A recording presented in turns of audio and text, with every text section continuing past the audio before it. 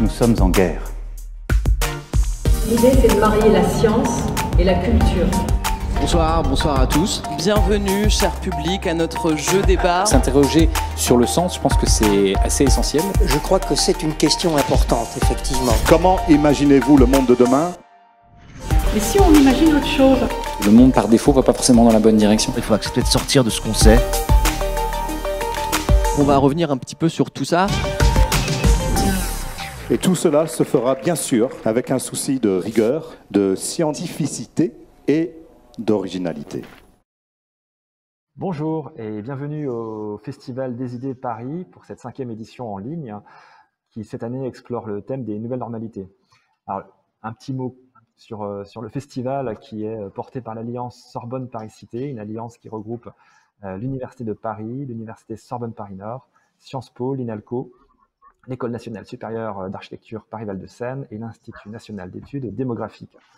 Alors chaque année, au festival, on essaye de mettre en lumière un enjeu sociétal majeur en invitant des chercheuses et des chercheurs de l'ensemble des disciplines scientifiques, mais aussi des journalistes, des écrivains, des penseurs, des personnalités publiques ou de la société civile, à se rencontrer, à dialoguer et à échanger avec vous, avec le public. Alors en général dans des salles, et puis cette année, donc ce sera ici en ligne sur le chat des différentes sessions du Festival des idées. Notre engagement n'est pas de simplifier le discours scientifique, mais au contraire de révéler la complexité des sujets qui nous touchent pour pouvoir les étudier vraiment sous tous leurs angles, en tout cas sous un maximum d'aspects différents. Cette année, la thématique des nouvelles normalités s'est imposée à nous quand on l'a choisie il y a à peu près 6 mois. La crise sanitaire bouleverse évidemment notre quotidien à tous.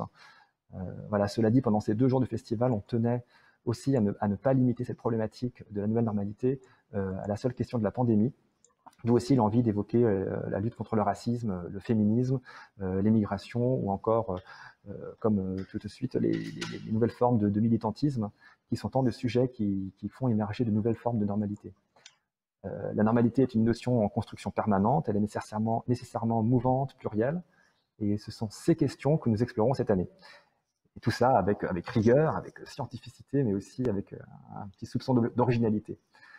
Donc, je vais tout de suite passer la parole à Claire Toury, déléguée générale de l'AnimaFac, qui est partenaire du Festival des idées Paris, pour le webinaire « Quand l'indignation se mondialise », où l'on reviendra sur l'histoire des luttes et des formes d'indignation et leur évolution à l'époque des réseaux sociaux. Merci Thomas, bonjour à toutes et à tous. Donc effectivement, nous, on va aborder la question des nouvelles normalités sous le prisme de l'engagement et notamment des réseaux sociaux. Donc il y a plusieurs questions qu'on voudrait poser cet après-midi. Tout d'abord, est-ce que les réseaux sociaux uniforment les points de vue et les luttes ? Évidemment, on ne peut pas ignorer ce qui s'est passé ces derniers mois, ces dernières années. Black Lives Matter, MeToo, différents mouvements sociaux ont vu le jour et ont pris une forme et une ampleur particulière. C'est des engagements qui sont globalisés, qui sont hyper connectés, qui ont une ampleur significative. Et donc, on se demande comment est-ce que ces engagements numériques s'inscrivent dans l'histoire des luttes. Est-ce que ces engagements sont si nouveaux que ça ? Est-ce que on peut parler d'une révolution dans les formes d'engagement ? Et finalement, est-ce que les réseaux sociaux, s'ils permettent de faire évoluer les formes d'engagement, est-ce qu'ils ne contribuent pas d'une certaine manière à les uniformiser ? Qu'en est-il enfin de la sincérité de celles et ceux qui s'engagent derrière leur ordinateur ou leur téléphone portable ? Donc pour discuter de tous ces sujets, on a 2 chercheurs qui ont accepté d'être présents et présentes aujourd'hui, donc merci beaucoup à vous. Laurent Salard, tout d'abord, qui est sémiologue, qui est sociologue, qui est maître de conférence à l'Université de Lille et chercheuse à l'IRCAV Paris 3. Et enfin, Lilian Mathieu, qui est sociologue et directeur de recherche au CNRS. Donc, bonjour à vous 2 et merci beaucoup d'avoir accepté de participer à cet échange.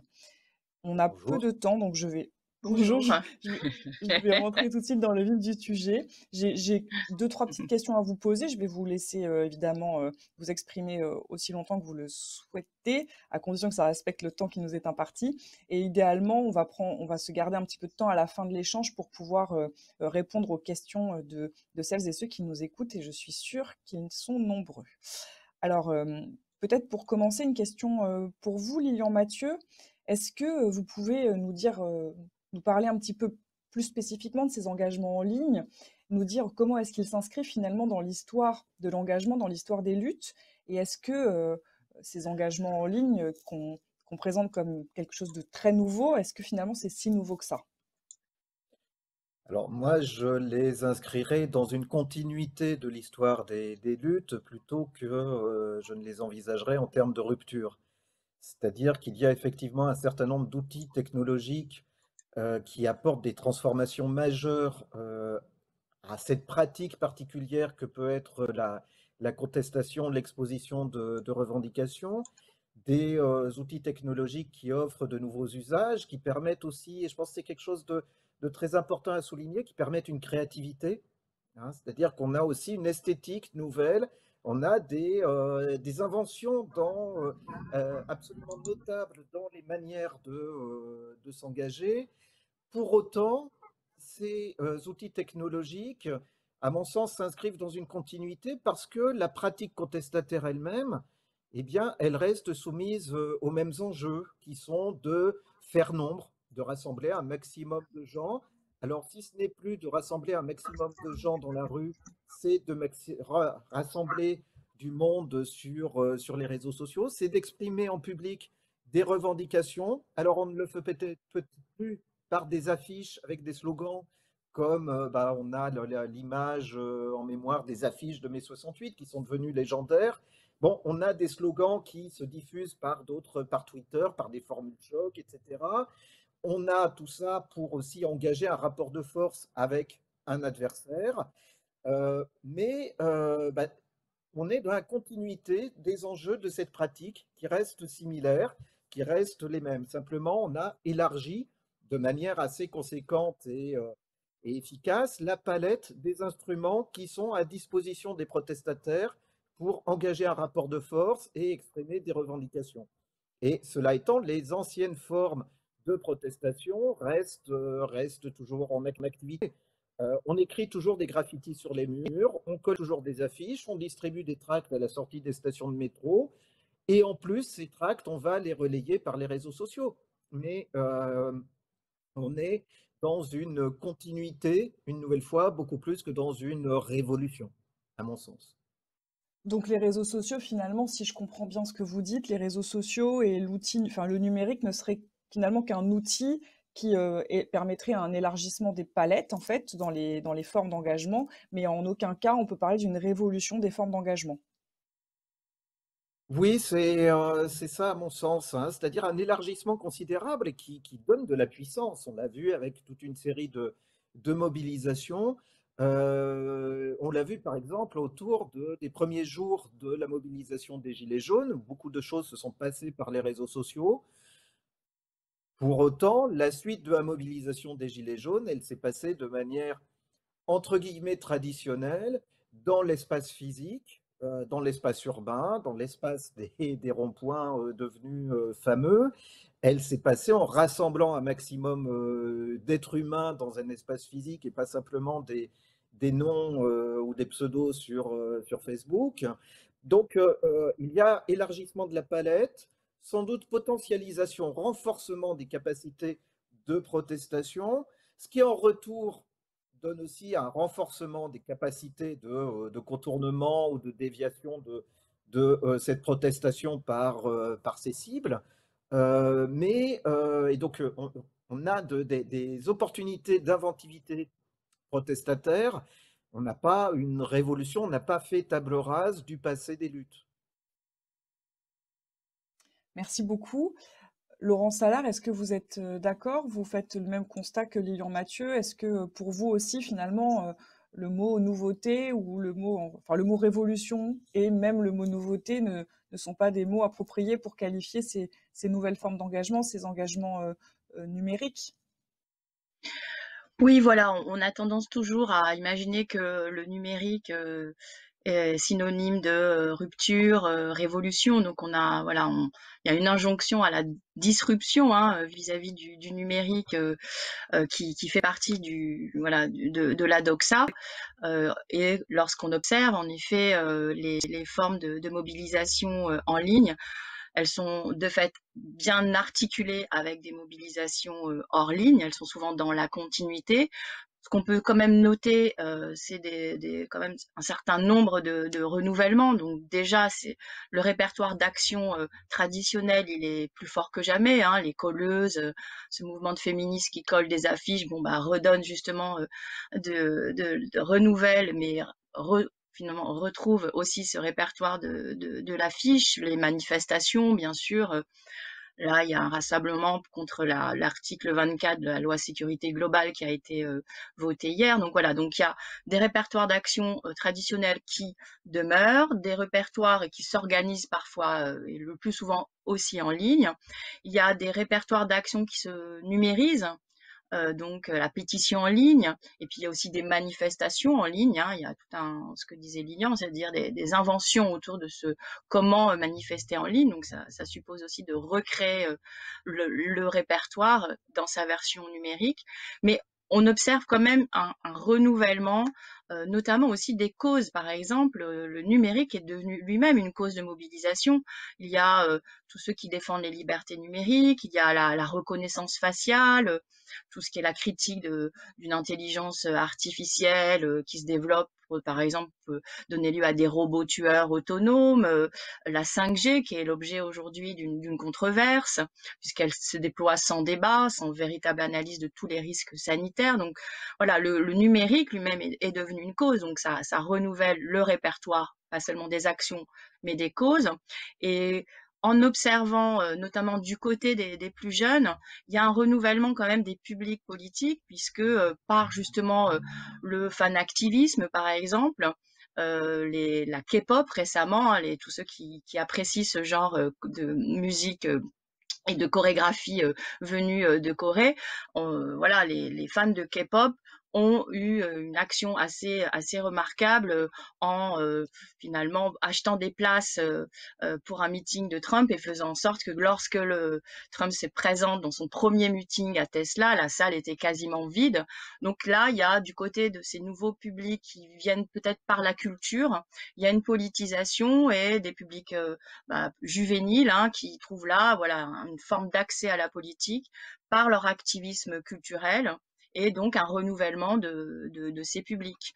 Et forcément, donc, les formes même, malgré ce répertoire d'action qui reste traditionnel et encore extrêmement prégnant, les formes même, comme l'a dit aussi Liliane Mathieu, de la mobilisation se renouvellent. C'est-à-dire, il y a tout un ensemble de mobilisations qui sont développées récemment, qui sont passées par des mises en ligne, mais aussi des mises en boucle. Et donc là, je parlais tout à l'heure des fans de K-pop qui se sont organisés via TikTok, qui est une application qui présente une forme visuelle et audiovisuelle assez intéressante, qu'on peut penser limitative, mais elle est manifestement efficace puisqu'elle donne lieu à ces mobilisations, elle donne lieu à de la viralisation, et donc c'est une boucle de 60 secondes maximum, hein. Donc c'est un petit peu comme un mégaphone, hein, qui serait bloqué sur 60 secondes de slogan, et ça tourne en boucle.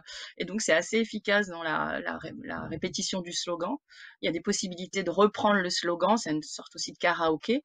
Et par voilà, ce type d'application et les formes que cela suppose, il y a aussi des engagements qui sont observables. Donc les K-pop contre Trump, le Black Lives Matter, aujourd'hui ce tag qui est né en 2013 sur Twitter, se développe après la mort de George Floyd sur TikTok. Il y a eu le 14 septembre aussi, qui était un mouvement d'auto-organisation par les jeunes filles pour justement revendiquer le droit de pouvoir se vêtir comme elles le souhaitaient. Et donc ça s'est organisé à travers cette petite boucle qui peut sembler très limitative en termes d'approfondissement de la culture politique. Donc ça, c'est un autre débat, ça a aussi sa limite. Mais disons, pour faire rentrer dans l'action, ça permet quand même de renouveler, voilà, les publics, les formes, les voies d'accès tout simplement à la politique et à la mobilisation. Oui, je suis pas particulièrement familière de TikTok, mais si j'ai bien compris, il y a quand même une logique de défi ça se présente sous la forme de défi, et donc du coup, il y a un défi qui peut être lancé à une communauté, et c'est notamment grâce à cette dimension un petit peu ludique aussi qu'on arrive à entraîner peut-être ce fameux premier pas. C'est intéressant ce que vous dites parce que du coup, moi, ça m'interroge aussi sur finalement, qui sont ces gens, enfin, ces personnes qui s'engagent sur Internet. Alors, c'est évidemment difficile à dire de façon précise, mais en préparant un petit peu l'échange avec Lilian Mathieu, vous me disiez que on était quand même toujours face à des gens qui étaient relativement privilégiés et il y a aussi la question de la démocratisation de l'engagement qui peut se poser. Est-ce que vous voulez nous en dire 2 mots? Ouais, je dirais un des constats les plus anciens et puis les plus solides de la sociologie politique, c'est de montrer que l'intérêt pour la politique est très sélectif socialement. C'est directement corrélé au niveau de diplôme, au capital culturel. Le fait de se sentir légitime à exprimer une opinion, ne serait-ce qu'en mettant un bulletin de vote dans une urne à une temporalité régulière, ou de répondre au sondage, c'est quelque chose qui n'est pas qui est dépendant d'un certain nombre de variables. Il y a de très fortes inégalités et certaines couches de la population n'ont pas les codes cognitifs, qui nourrissent l'intérêt pour la politique et qui font qu'on va exprimer une opinion. A fortiori, ces phénomènes d'inégalité de compétences politiques, ils jouent pour l'engagement. Pas simplement le fait d'écouter des émissions politiques à la radio ou à la télé, ou d'aller voter, mais de sortir de chez soi pour aller à une manifestation, ou même de rester chez soi et de regarder sur son ordinateur quelles seraient les pétitions à signer. Donc de ce point de vue-là, les outils numériques, ils retraduisent de manière spécifique, ou ils transposent dans l'univers du numérique des phénomènes d'inégalité sociale, d'inégalité culturelle qui sont déjà très bien connus et très anciens. Et je dirais le fait de connaître tel ou tel réseau social, de trouver intéressant de jouer de trouver ça ludique, de participer à des échanges polémiques sur des chats, etc. C'est quelque chose qui est aussi sélectif socialement, qui va intéresser certaines catégories de population plutôt que d'autres. La variable sélective immédiate la plus évidente, c'est celle de l'âge, c'est-à-dire que des syndicalistes ou anciens syndicalistes de 70-80 ans ne vont pas forcément faire un apprentissage rapide de TikTok, puisqu'on parlait de ça, c'est davantage des personnes jeunes qui sont digital natives, qui trouvent ça ludique, qui maîtrisent très rapidement l'interface, qui trouvent qui trouvent des rétributions, des gratifications, du plaisir à utiliser ce type d'instrument. Donc, on est une nouvelle fois dans une continuité avec des processus comment dire, des niveaux de seuil d'accès à une pratique, à cette pratique particulière qui est la contestation publique collective. Ces seuils ont bougé, mais ils n'ont pas disparu, bien évidemment. Mais finalement, et là je me tourne vers vous, Laurent Salard, est-ce que finalement TikTok et ces outils-là, donc effectivement il y a des biais générationnels qui entrent en compte, mais est-ce que ça permet pas d'aller au-delà des catégories sociales? Est-ce que, enfin, c'est une question, hein, est-ce que toutes celles et ceux qui se retrouvent sur TikTok sont issus d'une même catégorie sociale ou est-ce qu'on observe un brassage dans les catégories sociales? Est-ce que finalement ce type d'outil numérique permet à une génération de se retrouver et donc du coup peut-être à certains et certaines qui n'ont pas cette culture politique familiale de découvrir la politique autrement, peut-être d'une façon un peu plus ludique et est-ce que ça peut pas permettre d'aller au-delà de ces clivages sociaux dont on parlait jusqu'ici? Alors, on rentre au cœur du débat de ce qu'on appelle ou le politique, c'est-à-dire là, j'ai cité des causes d'engagement et de mobilisation qui pouvaient être par exemple le numérique lui-même, donc la 5G, j'ai parlé de l'habillement, du vêtement, du droit au corps. Donc là, on est sur des causes qui ne sont pas complètement non plus le répertoire des causes classiques d'engagement traditionnelles, ce qu'on appelle justement les luttes sociales, par exemple, mais donc c'est de la politique qui va peut-être emprunter les voies de la culture, les voies du genre, les voies de la technique, et ça va donner lieu à des engagements, ça va donner lieu à des mobilisations, et dans lequel justement des nouveaux publics qui sont concernés par ces problèmes vont pouvoir justement agir ensemble. Et donc là, je pense qu'il faut avoir une vision plus large, pluraliste de ce qu'on appelle le politique, et notamment se rappeler que aujourd'hui on parle de la pandémie, et donc ACT UP typiquement est un mouvement qui s'est mobilisé à la fois pour une question de santé, le droit des patients justement à être aussi présents dans les traitements, l'accès aux soins, etc. Et puis la question des orientations sexuelles, LGBT à l'époque. Et donc là, on avait finalement de la politisation à la fois de la santé, la question du privé, que les féministes ont justement politisé. Donc je pense déjà, il faudrait avoir cet horizon élargi de ce qu'on appelle justement les causes d'engagement, d'une part, pour comprendre que et oui, des fans de K-pop peuvent finalement s'engager peut-être ponctuellement pour le coup contre Trump. Ça paraît être un trajet un peu inattendu de politisation, mais il existe, il est intéressant de le prendre au sérieux. Et ensuite, on a cité le mouvement des Gilets jaunes, qui est vraiment intéressant dans les formes de mobilisation auxquelles il a donné lieu. Donc, d'une part, des manifestations, bien sûr, mais toute l'émergence du mouvement est quand même liée à presque des selfies vidéo, c'est-à-dire cette petite forme qui consistait à pousser un peu des coups de gueule, notamment contre la limitation à 80, le prix, la taxe carbone, et donc chacun y est allé son coup de gueule, donc a pris voix et a transmis sa colère. Il y a eu des live vidéos de ceux qui allaient devenir un peu les leaders autoproclamés du mouvement.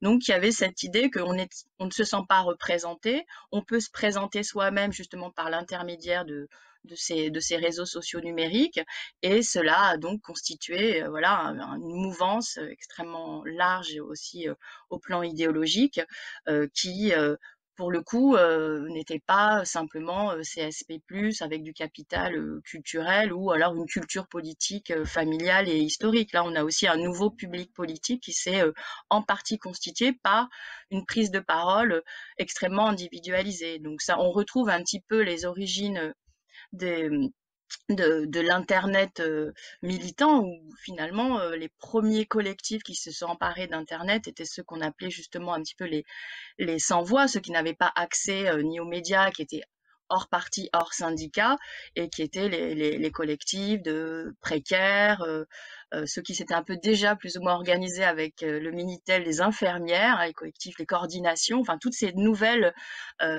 formes d'organisation qui n'était là pour le coup plus complètement la suite de l'organisation syndicale ou du parti.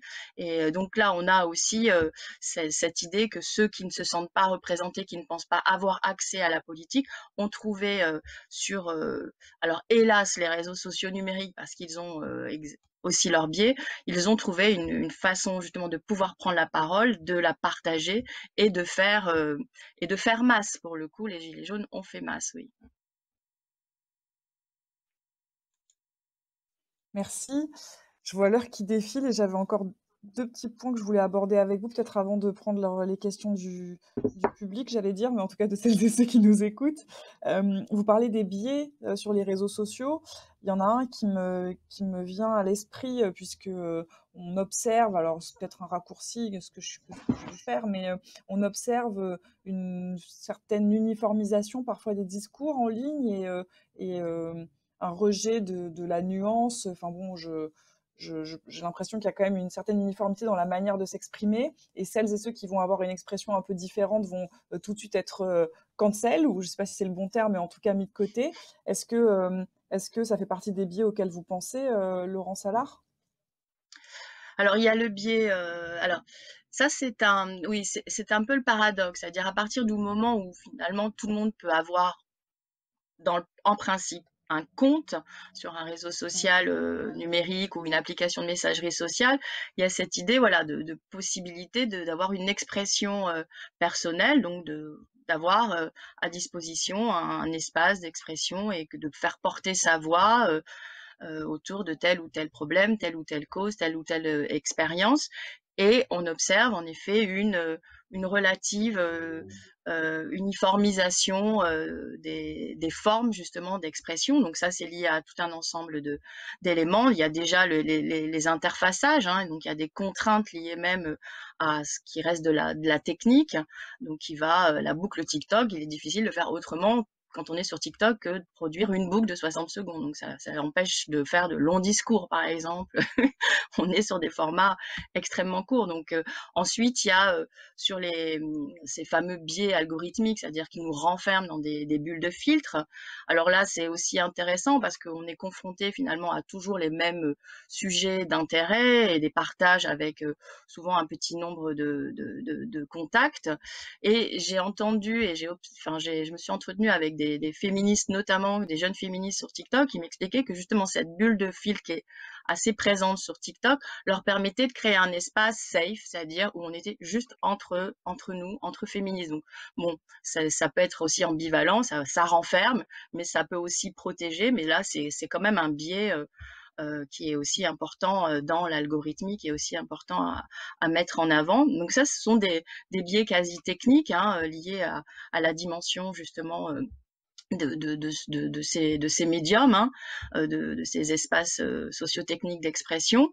Et puis là, ce qu'on observe vraiment, c'est l'actualité même, c'est-à-dire une hyper normalisation quand même du débat avec cet hyper récit complotiste qui uniformise justement tous ces points de vue situés, toutes ces prises personnelles qu'il y aurait la possibilité d'exprimer sur un sujet, là sont vraiment monopolisées, hein, uniformisées et standardisées par cet hyper récit complotiste tellement systématique qu'il finalement il donne raison à toutes les toutes les prises critiques, hein. Il les uniformise et donc là on a perdu finalement cette promesse que on pouvait trouver sa voie et faire faire résonner sa voix sur cette scène numérique, puisque là c'est surtout cet hyper récit qui monopolise les esprits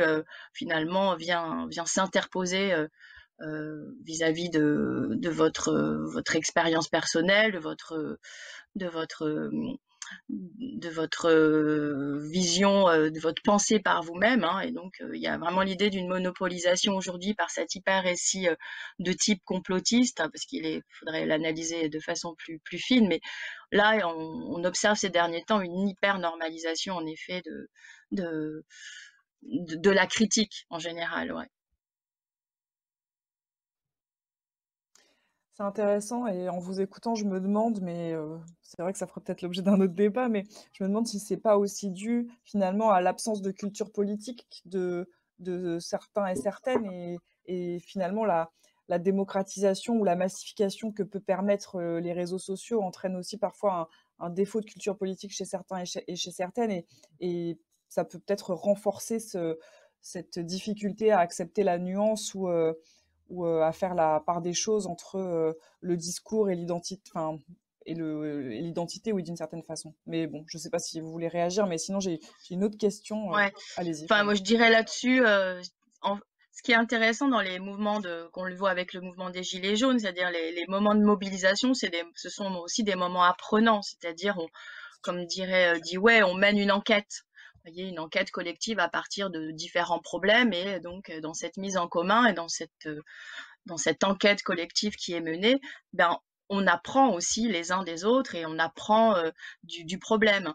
Et donc, dans le mouvement des Gilets jaunes, il y avait cette dimension justement, hein, quand les différents collègues et puis les différents parties prenantes quand on discutait, quand on a pu avoir des débats avec ensemble, on voyait bien voilà cette dimension de dispositif apprenant qu'est un mouvement de mobilisation. Et là, avec cet hyper récit, finalement, pour reprendre un mème qui était récent, avec l'hyper récit complotiste, on peut dire toutes les questions, elles sont vite répondues, hein, puisque voilà, une réponse à tout. Donc, à quoi bon mener l'enquête? Et donc là, il y a un enjeu démocratique qui est assez important à soulever. Et puis, de toute façon, le complotisme, hein, on sait d'où ça vient. Hein, donc, c'est une pensée d'extrême droite négationniste. Donc, finalement, empêcher euh, la pensée par soi-même, hein, penser par soi-même au profit cet hyper récit qui répond à tout pour vous, c'est une certaine façon déjà un fascisme de l'esprit qui est en train de se diffuser. C'est un vrai poison, hein, pour la démocratie, pour le débat, pour la mobilisation. Si je peux apporter Oui, peut-être deux, trois éléments absolument. en plus, mais qui sont dans la continuité de ce que je disais tout à l'heure, et qui était que il n'est pas donné à tout le monde d'avoir un point de vue original, d'avoir une parole originale à apporter, y compris lorsqu'on participe à un débat. Et donc, il y a la logique même du débat qui peut conduire à la surenchère, à voilà, en rajouter, mais aussi à se rallier à des arguments qui ont été proposés par d'autres et à les suivre. Bon, là, vous parliez d'hyper-récit. Si on avait, alors je ne sais pas s'il y a des enregistrements, mais les assemblées générales de mai 68 devaient être aussi à leur manière et en présence même des personnes, des moments où s'échangeaient des arguments qui n'étaient pas toujours très solides, qui pouvaient être aussi façonnés par un hyper-récit. Et je pense que les termes lutte des classes et impérialisme devaient revenir comme des leitmotivs. Et on était pris dans des logiques de surenchère pour se distinguer en fonction des courants, des fractions. Alors, c'est vrai que les outils numériques imposent un formatage particulier, différent de celui de l'amphithéâtre d'université lors des AG de mai 68. Et ce sont des spécificités qui sont très fortement contraignantes sur le temps du débat, sur la capacité à développer une pensée. Pour autant, il ne s'agirait pas, je pense, d'idéaliser les formats des débats publics, des controverses d'autrefois, qui étaient soumises à des contraintes autres, mais quand même à des contraintes de formatage de la parole publique. Oui, merci de préciser qu'effectivement, c'est peut-être pas quelque chose qui est spécifique aux réseaux sociaux. Moi, j'avais une autre question à vous poser, parce que ce qu'on entend souvent, la critique qu'on fait souvent à celles et ceux qui expriment un point de vue en ligne, c'est finalement, enfin, on dit souvent qu'ils ne se mettent pas beaucoup en danger et que changer sa photo de profil Facebook ou utiliser un hashtag sur Twitter, c'est pas vraiment de l'engagement. Est-ce que vous avez un avis là-dessus? Alors, je pense que vous allez essayer de sortir de la dimension morale de l'engagement, mais est-ce que vous avez peut-être quelque chose à apporter? Est-ce que c'est une critique qui est nouvelle? Est-ce que finalement, c'est pas aussi un premier pas vers l'engagement? Je ne sais pas si l'un de vous veut répondre. Peut-être vous, Lilian Mathieu, pour commencer? Oui, alors la question, elle est pas nouvelle parce qu'il y a de toute éternité, j'ai envie de dire, des degrés différents d'engagement, des sensibilités différenciées à telle ou telle cause. On peut trouver telle situation effectivement injuste, méritant qu'on proteste, mais on ne se sent pas soi-même suffisamment touché, suffisamment sensibilisé pour faire autre chose que le minimum. Il y a, mais de longue date, le reproche qui peut être adressé à certains ou certaines que finalement ils se donnent bonne conscience et ils ne prennent pas de risques en faisant un geste minimal de soutien à une cause. Et l'exemple qui me venait à l'esprit, c'était la petite main touche pas à mon pote de S-Racisme au début des années 80, où un reproche extrêmement fréquent à l'époque était, bah, finalement, vous donnez bonne conscience, mais qu'est-ce que ça dit de vos vraies pratiques de discrimination? Est-ce que, bon, vous prenez pas de risque tellement c'est consensuel, c'est le fait de ne pas avoir la main qui collée au revers de sa veste ou sur son pull qui devenait un geste un petit peu audacieux. Bon, donc ce reproche de effectivement changer sa photo sur Facebook, de signer des pétitions, il revient aujourd'hui comme il pouvait être adressé auparavant. Mais, et ça c'est ce que Laurence a aussi signalé tout à l'heure, le fait même de participer sous des formes très, très light, on va dire, très légères, ça peut être aussi une voie d'apprentissage. Alors, c'est pas mécanique, c'est pas nécessaire, c'est pas automatique, mais ça suscite la curiosité, on a une information, on va suivre tel groupe qui expose ses activités, ses débats sur un réseau social. Et puis, au bout d'un moment, éventuellement le rejoindre physiquement. Et je pense, j'ai lu un travail récemment sur ce thème-là, des féministes colleuses qui voilà, inscrivent dans l'espace public un ensemble de revendications et relayent par elles-mêmes, et en comptant aussi sur les médias, l'écho de leurs actions, et suscitent la curiosité, l'intérêt de jeunes femmes qui vont prendre contact directement et souhaiter rejoindre le groupe qui va coller, etc. Alors là aussi, avec des phénomènes de sélection en fonction de l'âge, en fonction du genre. C'est pas forcément les féministes de la deuxième vague, c'est-à-dire celles des années 70, qui vont se rallier à ce type d'action. Mais voilà, il y a aussi ces effets d'entraînement. Dernière chose également, c'est que l'engagement et son degré pratique, il est aussi à mesurer en fonction de son coût ou des risques, plus exactement, auxquels il expose.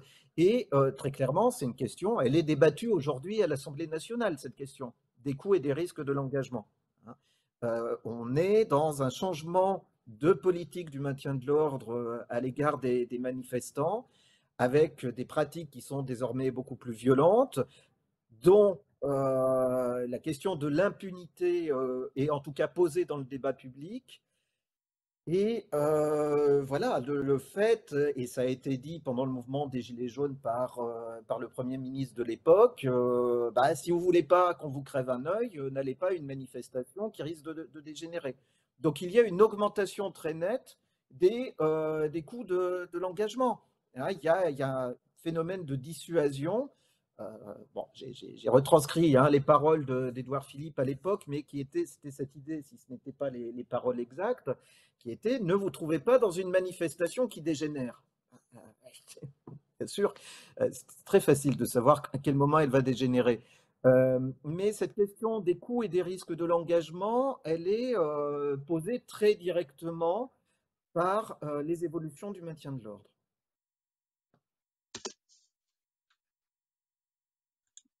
Merci. Vous voulez réagir, Laurence?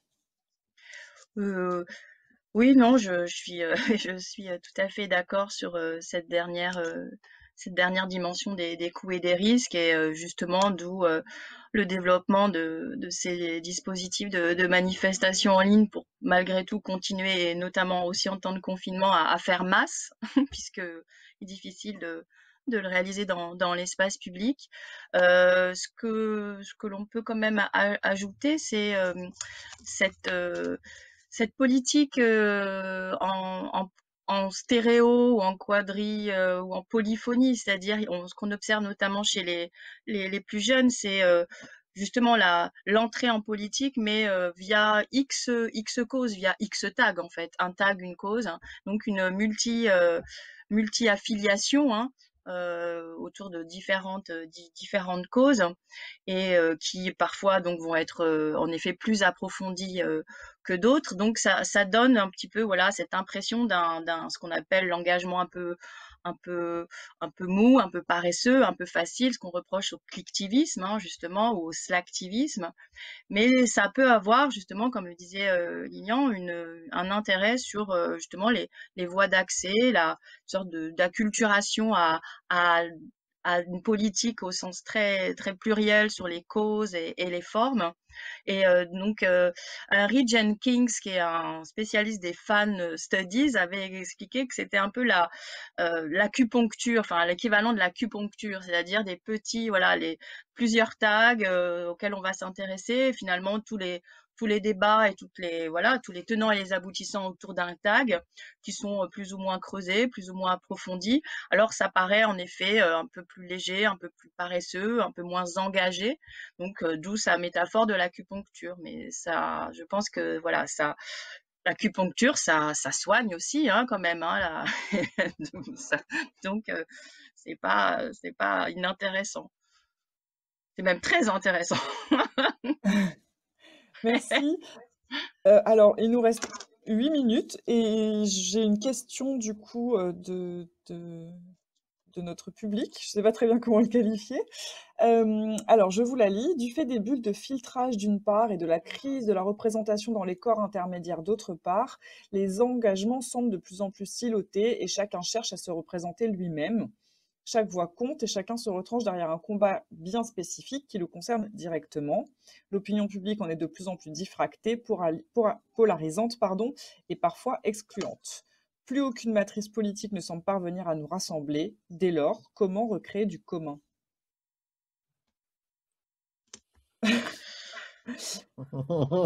Alors, quand on parle d'engagement, on va forcément, bien sûr, parler de quelle politique, hein.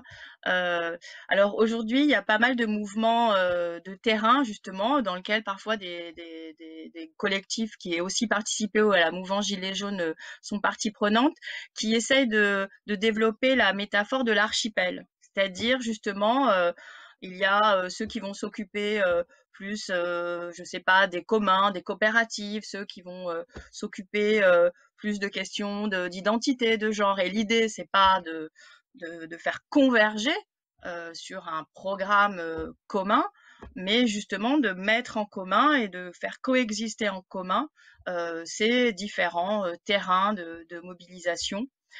Ces différentes expériences également vécues. Et donc, on est plus, voilà, donc il y a les engagements aujourd'hui pour ceux qui, voilà, sont un peu, comment dire, qui réfléchissent un peu à démocratiser la démocratie, hein, donc à essayer de la rendre peut-être plus participative. Et donc, justement, parce qu'on voit bien que la question de la représentation, elle a été un petit peu bousculée aussi ces derniers temps par la possibilité de ces prises de parole individuelles. Eh bien, il y a voilà, cette réflexion sur l'idée de penser plus la politique en archipel qu'en programme commun qui forcément est aussi excluant pour toutes sortes d'autres raisons. Je fais remonter un petit peu le terrain là d'observation, mais voilà, cette métaphore de l'archipel est assez intéressante et elle est mobilisée par des acteurs de terrain justement à qui l'on reproche justement leur manque de convergence, en leur disant non, le problème n'est plus la convergence, mais justement cette espèce de coexistence et comment faire commun les uns avec les autres, mais tout en cultivant finalement notre propre cause, engagement, lutte sur tel ou tel domaine. Merci. Là aussi, peut-être Lilian apporter Mathieu. un petit peu, mais Ouais. j'aurais pas grand-chose à dire parce qu'il me semble que c'est une question qui se pose davantage aux militants qu'aux sociologues. Et que en tout cas, moi, je ne conçois pas mon rôle comme de donner des leçons pour la convergence des luttes. Ce qu'on peut remarquer, c'est que il y a eu une crise et je pense elle avait des causes solides, des grands projets de transformation sociale, des grands projets globaux où toutes les revendications, toutes les injustices, toutes les inégalités allaient se trouver résorbées dans un même geste politique militant. Donc le fait qu'il y ait fragmentation et coordination plus ou moins souple ou relâchée de différentes causes et pas forcément au regard des enseignements politiques du passé à regarder comme un déficit. Et on voit quand même se constituer des formes de coordination entre mobilisations, des formes d'articulation qui se jouent. Enfin, je vois justement, je prenais l'exemple des colleuses, les premiers collages étaient strictement ciblés sur une question évidemment majeure qui est celle des féminicides. Progressivement, avec le succès de cette forme d'action, il y a de nouvelles revendications qui ont été mises à l'agenda, qui ont été collées sur les murs, qui, pour certaines, ne concernent plus directement le féminisme, mais la question de la police, la question de la justice, d'autres discriminations que discriminations de genre. Et voilà, il y a des extensions variables du domaine des luttes, hein, pour reprendre une formule célèbre. Et je ne serais pas aussi pessimiste que la personne qui a posé la question, voilà. D'un point de vue militant, malgré tout.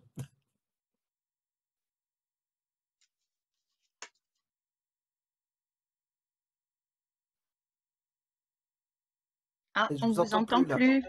Oui. J'avais coupé mon micro pour éviter les parasites et je l'avais pas rallumé. Excusez-moi. Y a Donc pas de du coup, souci. je disais, il reste 2 minutes et maintenant 30 secondes. Donc je vais peut-être pas reprendre de questions, mais je sais pas si on peut tenter de conclure cette discussion parce que je pense qu'on a posé beaucoup plus de questions qu'apporté de réponses finalement. Moi, ce que je retiens, mais je vous laisserai nous dire ce que vous retenez vous. Je retiens que finalement, il faut faire attention à la tentation de la nouveauté et aussi à la tentation de la critique. En fait, les réseaux sociaux, ça ouvre le champ des possibles en matière de pratique. Ça permet d'avoir une expression un peu différente, en tout cas dans la forme. Pour autant, ce qu'on peut reprocher aux réseaux sociaux aujourd'hui, c'est quelque chose qu'on retrouvait déjà hier, que ce soit dans la question de la sincérité ou bien pour ce qui est de la question de l'uniformité aussi. Donc peut-être que les réseaux sociaux ne sont pas finalement une nouvelle normalité en matière de pratique d'engagement. Mais voilà, je pense que c'est extrêmement réducteur ce que je viens de dire et je serais contente de savoir ce que vous en pensez en 40 secondes chacun. Bon, déjà dire tout simplement que le numérique, ce ne sont pas que les réseaux sociaux numériques. Voilà, il y a tout un ensemble d'autres outillages, d'autres services. Et donc, ça serait vraiment toujours dommage de renfermer le débat sur ces services d'expression qui ont beaucoup de limitations en eux-mêmes, notamment leur conception de la liberté d'expression qui est proche de ce qu'on appelle le free speech, c'est-à-dire qui donne lieu justement à finalement cette parole de la haine assez généralisée aujourd'hui. Et donc voilà, essayer de pas toujours associer le numérique aux réseaux sociaux numériques qui ne sont qu'une époque d'Internet et qui ne sont qu'une phase d'Internet. Voilà, déjà. Merci. Et moi, je dirais que peut-être il conviendrait d'éviter d'avoir un rapport magique ou religieux aux nouvelles technologies qui restent malgré tout des instruments qui ont les limites des usages qu'en font les humains qui les ont inventés, qui les utilisent. On a beaucoup, il me semble, un rapport assez religieux. On attend un miracle de ces nouveaux instruments parce qu'ils n'existaient pas avant. Ils ont des capacités absolument extraordinaires par rapport à ce qui pouvait préexister, mais on reste dans le domaine de la pratique humaine et pas de la magie. Merci beaucoup, merci Laurent Salard, merci Lilian Mathieu d'avoir pris le temps de discuter avec nous de ce sujet qui est absolument passionnant.